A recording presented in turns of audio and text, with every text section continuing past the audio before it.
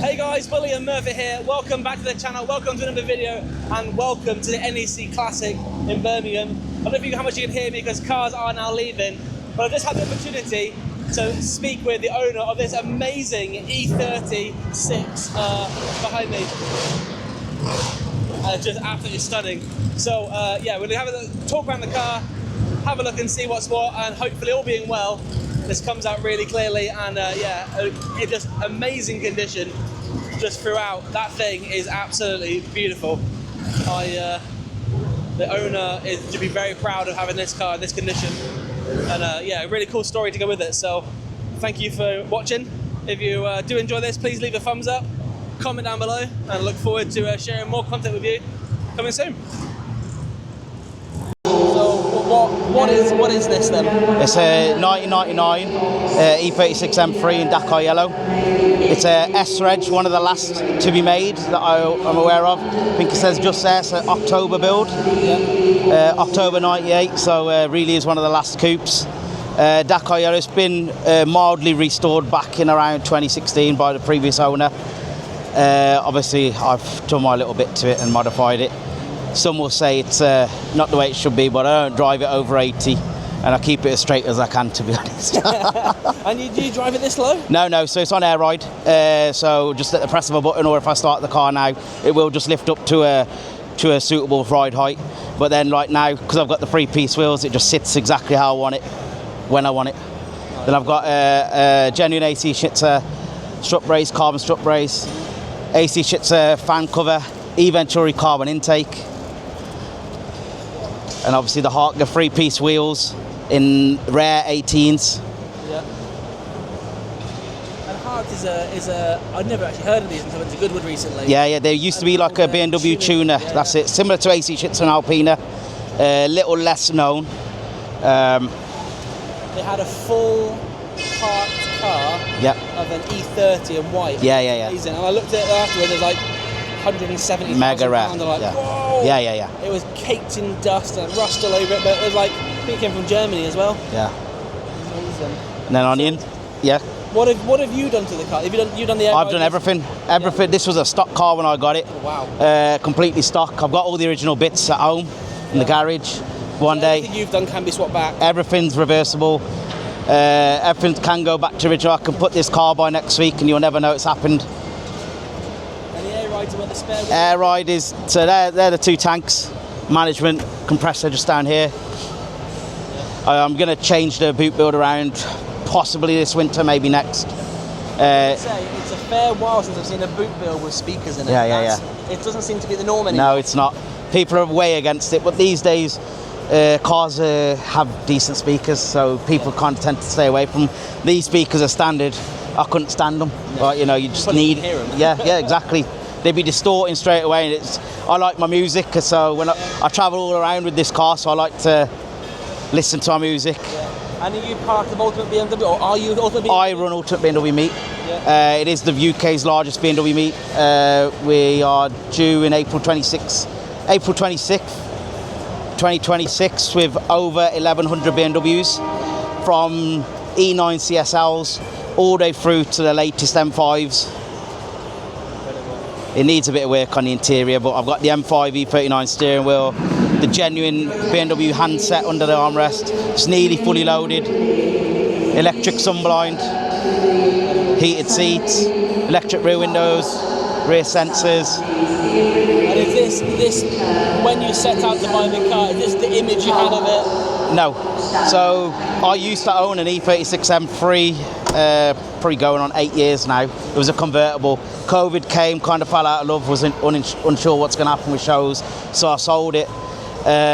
Things started coming back around, and my dad used to have a Dakar Yellow M3 when I was a kid, for about 5 years old. Unfortunately, it's not here anymore. But then I thought, if I'm getting back in one, it's got to go back to the way it was. And I actually said to multiple people that this car will be staying stock, it's the best way. It lasted all of about 6 weeks, and I started tinkering with obviously the retrofit, and then after that it was just downhill from there, some will say. Oh, I didn't know downhill. I think it looks amazing. I mean, I love it. This is now to me the perfect M3 for me. Like I said, I don't drive it like an M3. No. Some will say, why do it to an M3? Why do it to a Dakar Yellow? Literally.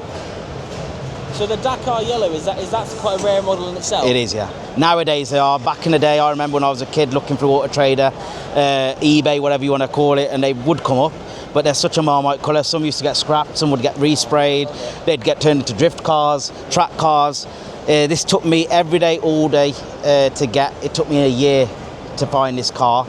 I was in touch with many Dakar Yellow owners, but like me, I know what I've got and I wouldn't get rid of it.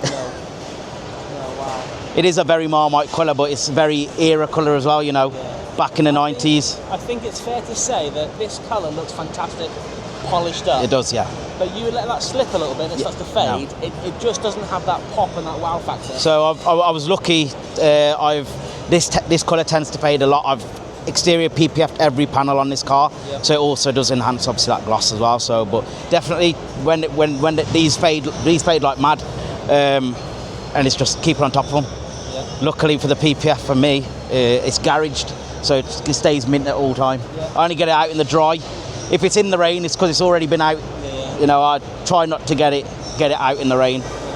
Probably does this year. I've done a few miles, but next year I'm probably going to use it very, very rare. Probably be lucky if I get 2,000 out of it next year. But that means, whilst you want to retain its cleaning, you've got to keep using them. No, definitely. These cars hate being sat. One thing I found with my old one, you leave it sat, you'll start it up with more problems. So I do like to start it every week, go around the block. I mean, it's just done. I think it's coming up to 103,000 miles now. This car is so. And it doesn't look like it. I mean, the shine of the paint looks amazing. Yeah. Thank you. This is the BMW E36 M3 Evo Coupe, finished in one of the most iconic colours ever to grace an M car, Dakar Yellow. Launched in the early 90s, the E36 marked a new era for BMW's M division. More mature and refined than the raw E30 that came before it, yet still delivered that unmistakable M3 character. The Evo, introduced in 1996, represented the facelifted and upgraded version of the original E36 M3. Under the bonnet sits the legendary S50 B36 Straight 6, producing around 321 horsepower, a healthy increase over the 286 horsepower of the earlier S50 B30. Power is sent to the rear wheels through a proper 5-speed manual gearbox, exactly as an M3 should be. Between 1992 and 1999, BMW produced just over 46,000 M3 Coupes worldwide, and only a small fraction left the factory in Dakar Yellow, making this example especially rare and desirable. A bit of trivia: Dakar Yellow got its name from the Paris-Dakar Rally, a nod to endurance, adventure, and just a touch of madness, qualities the M3 embodies perfectly. It was also a standard M division colour, available at no extra cost. The E36 generation was the first M3 to feature VANOS, variable valve timing, and it was also the first offered in a coupe, saloon, and convertible forms. Today, the E36 M3 stands as a true modern classic, balanced, engaging, and unmistakably BMW. Can we start the road height without the engine? Yeah. Just give it a little smack down, mate. Smack it down. It's all right. That's it.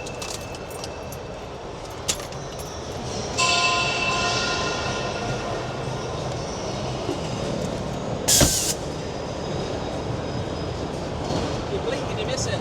So that's the ride height. So if you see me on the motorway, you would never realise that it does what it does. It just looks like a normal car as such, obviously with big wheels. It looks really nice and stand. Yeah.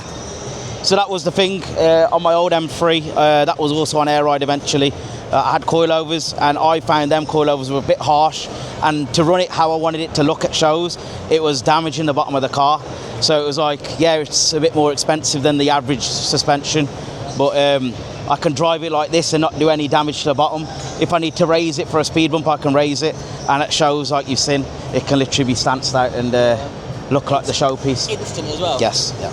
I see a lot of them that go up like front, the back follows, and then you adjust themselves. But this was like, so you can. To be honest, it was that quick. I don't know if it actually caught it on the camera. No, so with air ride, I'm not that techie, don't get me wrong, but I think you can get like 2-way and 4-way. Yeah. So this is 4-way, so each individual bag I can control as well. I think that's what they call it, I'll be honest. It's just airlift 3P. Let's put that out there. Somebody out there will probably know better than me. I just need it for one function, has to go up and down, that's it. Up for speed bumps and down when you park. That's it. Lovely, yeah. But no, what an amazing example. Thank you, mate. Of an E36. My dad had a white E36 M3. Wow. And it was an amazing Alpine white, that's rare. Yeah. And he loved that car, and then lost interest and sold it for something else. Wow. But yeah, it was all white.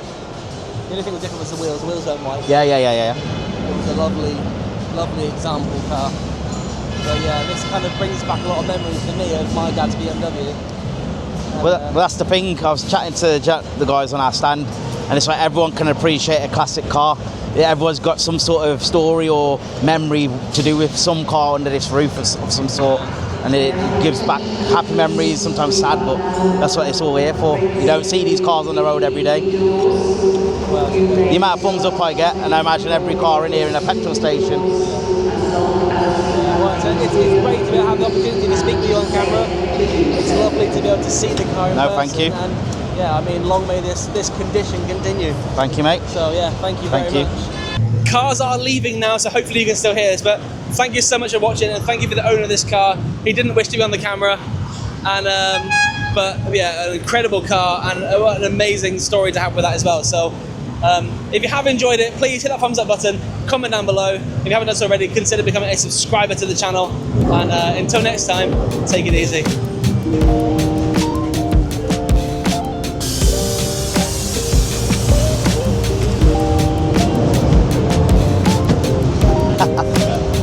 Cheers, mate. So good. Thank you.